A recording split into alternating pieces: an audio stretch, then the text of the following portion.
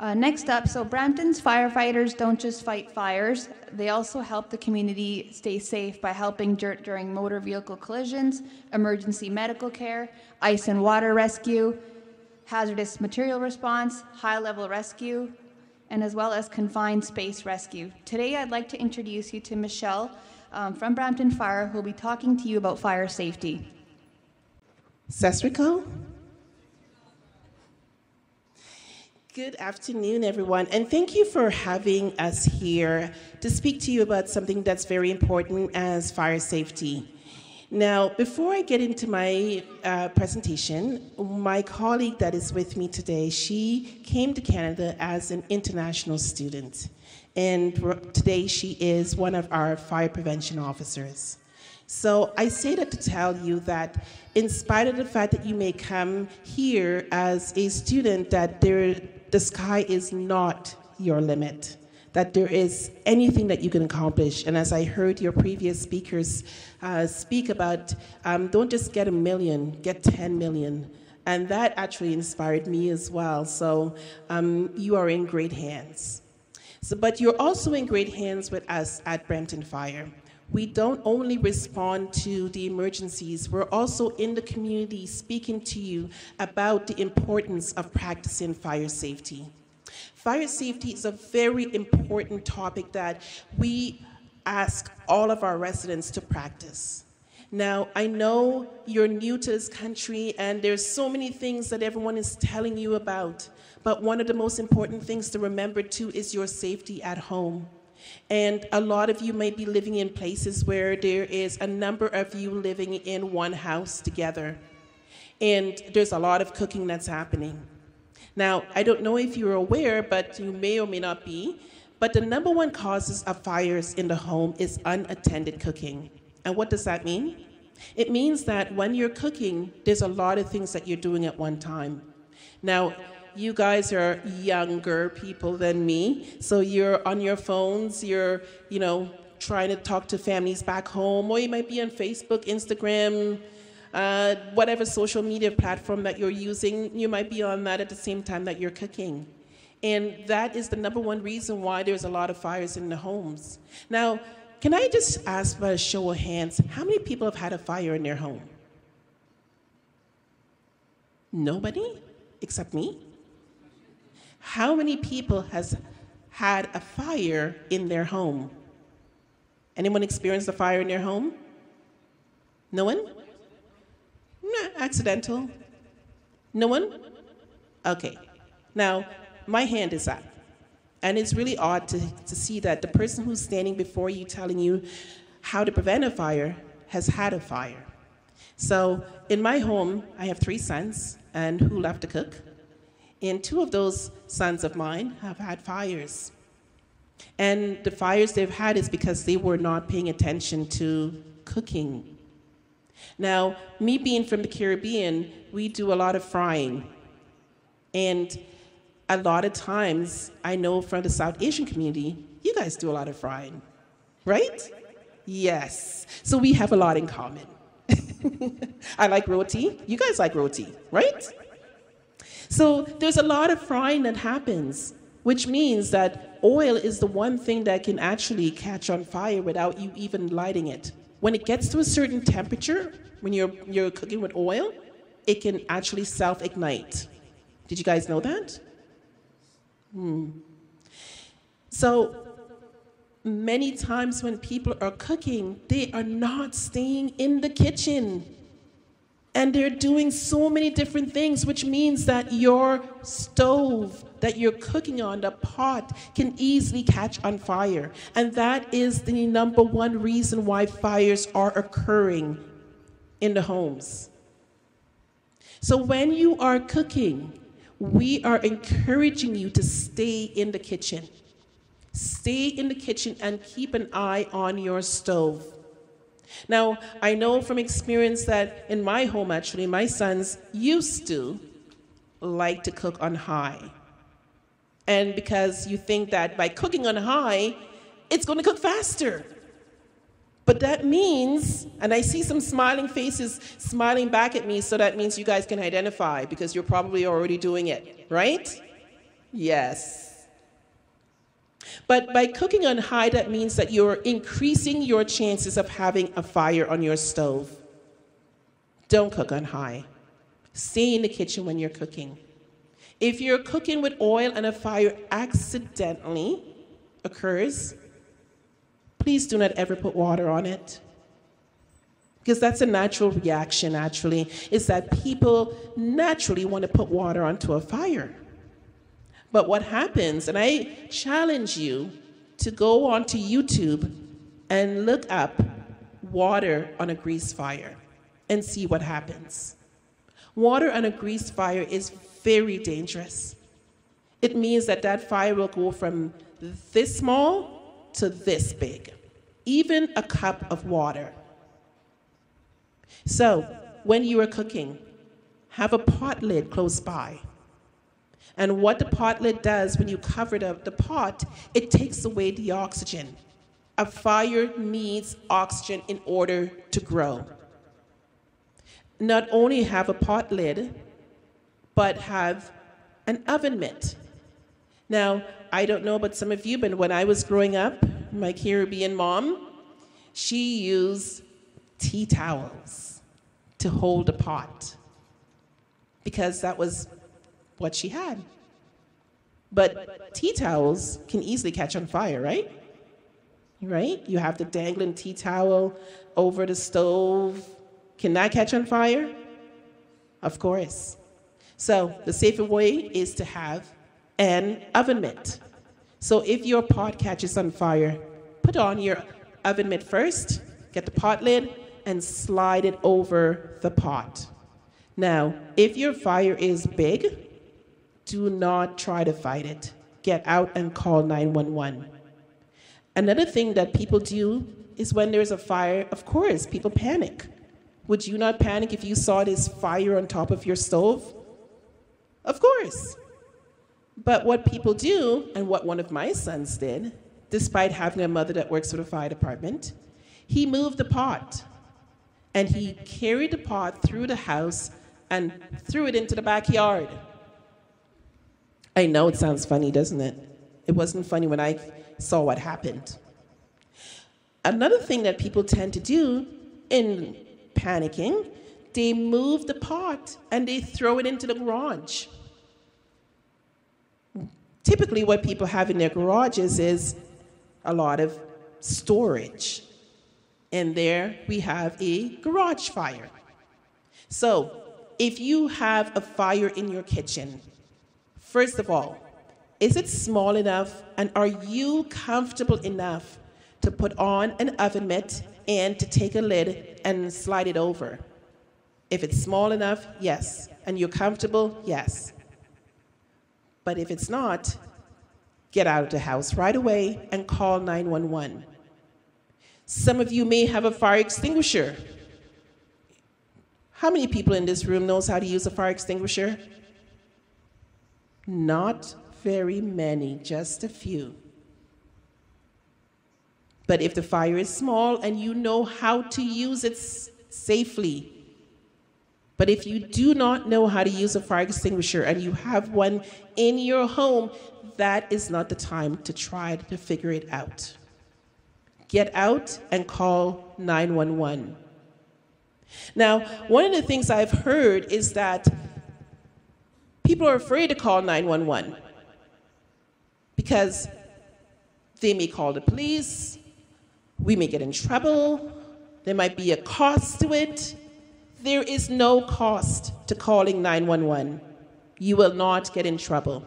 We prefer that you call us because the faster you call us, the faster we get there to help you. There is no cost. We're not going to arrive on scene and ask you to give us money in order to fight your fire. Please call us right away. We've had fires in Brampton where the people have delayed in calling us. A fire doubles its size every 30 seconds. Every 30 seconds, that fire gets double the size. Get us there. Seconds count. Now, one of the things that we have by law in homes here is a smoke alarm. You should see this in your home, right? How many people have this in your home? I should see every single hand. Smoke alarms save lives. So, earlier this year in Brampton, we had an unprecedented number of people that died in fires. I've been in the department now for 26 and a half years. And this year was the first time that we had more than one die in fire. We had 9 people die in a fire, 2 separate fires. The first fire was 3 little boys.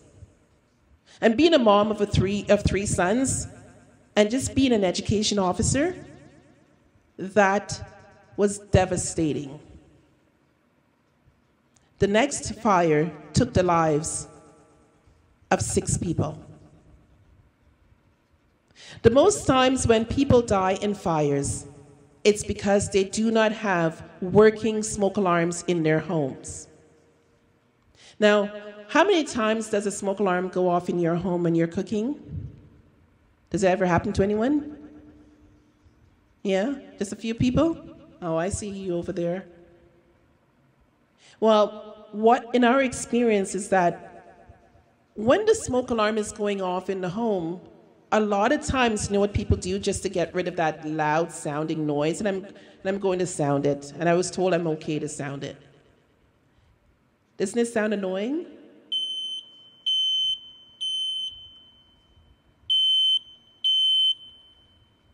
Pretty annoying, right? Especially when you're cooking. Most people, you know what they do? They take the alarm down. Or they open it up and they take the batteries out. I am not going to ask for a show of hands, but I do see someone patting someone on the back. Or they put a plastic bag over the alarm. I hear laughter. That says people are doing that. Can I just tell you that by doing that, you're playing with your lives? By taking down the alarm, you're playing with your lives. By taking the battery out, you're playing with your lives.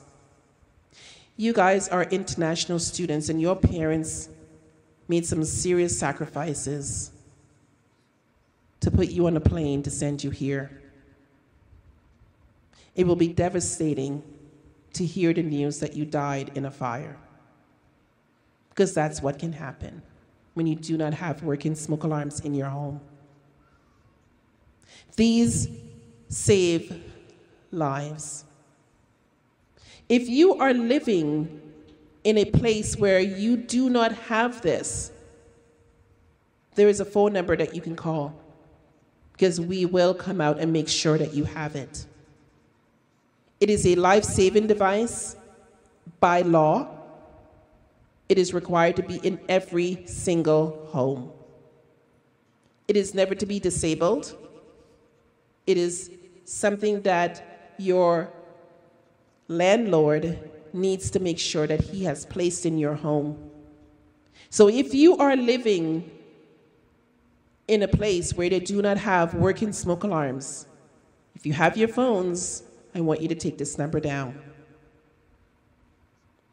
905-874-2740. I'm going to repeat it again. 905-874-2740.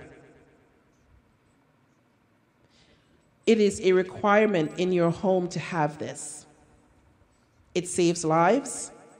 And if there's ever a fire, you will never know, because this would not alarm to wake you. The other type of alarm that you would have in your home is a carbon monoxide alarm. It looks like this. It also looks like this. And it could be a combination smoke and carbon monoxide alarm that looks like this. If you have a fuel burning appliance in your home, a furnace, water heaters, you have an attached garage, you need to have a working carbon monoxide alarm in your home. Carbon monoxide is a very dangerous gas. You cannot see it, you cannot smell it, and you cannot taste it. A working alarm lets you know that you have carbon monoxide in your home. In 2014, we lost 3 residents to carbon monoxide poisoning. And how do you know you have carbon monoxide poisoning? Is that everyone in the home feels sick without having a fever. It needs to be, this alarm, or any variations of it, needs to be close to your bedrooms so that you can hear it and get out, close the door behind you, and call 911. Again, 911 is a number that you call for emergencies. It's not a cost. It is, we are here to help. And we want to help. There's no fee. In 2014, when those 3 people died, their alarm was in the basement because a lot of people think that's the best place to put the alarms. They were all the way upstairs sleeping, and they had brought in a heater that uses propane to keep them warm because it was in the winter.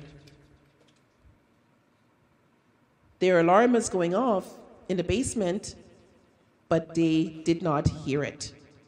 Carbon monoxide, if you breathe it in while sleeping, causes you to go into a deeper sleep, and it starts to replace the oxygen in your blood. See, these are some very important fire safety things that you need to be aware of.